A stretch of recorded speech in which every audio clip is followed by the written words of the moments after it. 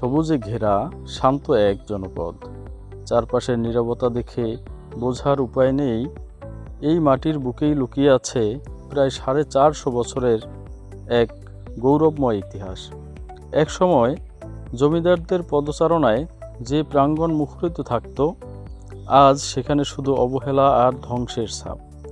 বলছিলাম বরিশালের বানারীপাড়া উপজেলার বাইশারী ইউনিয়নের সাতানি গ্রামের কথা। ইতিহাসবিদদের মতে বাংলার বিখ্যাত 12 ভূঁইয়ার অন্যতম শাসক রাজা প্রতাপাদিত্যের বংশধর সীতারাম ও বিজোরাম 1560 থেকে 1600 খ্রিস্টাব্দের মধ্যে এই অঞ্চলে জমিদারি প্রতিষ্ঠা করেছিলেন। আর তখনই গড়ে ওঠে এক নজরকাড়া স্থাপত্য, যা শুধু একটি পরিবারের গল্প নয়, আমাদের সমগ্র অঞ্চলের রাজনৈতিক ও সামাজিক ইতিহাসের এক জীবন্ত দলিল।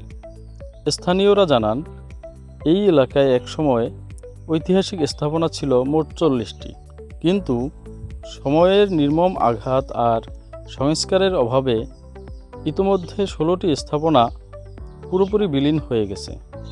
বর্তমানে দত্তবাড়ি মৌজায় ধ্বংসের দ্বারপ্রান্তে দাঁড়িয়ে আছে 24টি প্রাচীন নিদর্শন, যার মধ্যে রয়েছে সতীদাহ ভিটে, জমিদার বাড়ির বিভিন্ন অংশ, বালাখানা আর সরাইখানা।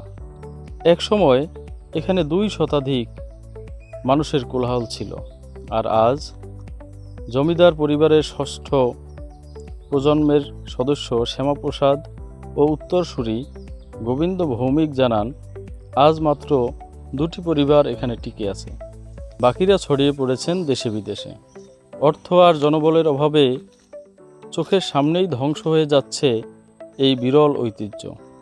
এমনকি দূর দূরান্ত থেকে দেখতে আসা মানুষ সতীদাহ প্রথার স্মারক বেদিটিতেও এখন আর আগের মতো পূজা পার্বণ হয় না। তবে আসার কথা হলো, সম্প্রতি প্রত্নতত্ত্ব অধিদপ্তরের কর্মকর্তারা এই ঐতিহাসিক স্থানটি পরিদর্শন করেছেন। বরিশাল বিভাগীয় জাদুঘরের সহকারী কাস্টোডিয়ান আরিফুর রহমান জানিয়েছেন, একই স্থানে একাধিক সময় পর্বের এতগুলো গুরুত্বপূর্ণ স্থাপনা থাকাটা অত্যন্ত বিরল। এই পুরাকীর্তিগুলো সংরক্ষণের জন্য শীঘ্রই ঊর্ধ্বতন কর্তৃপক্ষের কাছে বিস্তারিত প্রতিবেদন জমা দেওয়া হবে। বরিশাল বিভাগে বর্তমানে 25টি পুরাকীর্তি সরকারিভাবে সংরক্ষিত আছে। ইতিহাস সচেতন মহলের মতো আমাদেরও প্রত্যাশা, সাতানি গ্রামের এই 450 বছরের প্রাচীন ঐতিহ্যকেও দ্রুত সংরক্ষণের আওতায় আনা হবে।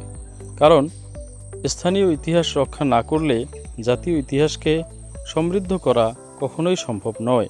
আজকের ভিডিওটি আপনাদের কেমন লাগলো কমেন্ট করে জানান। ইতিহাসের এমন সব অজানা গল্প দেখতে আমার পেজটি ফলো এবং চ্যানেলটি সাবস্ক্রাইব করে রাখুন। দেখা হবে পরের ভিডিওতে। ধন্যবাদ। আল্লাহ হাফেজ।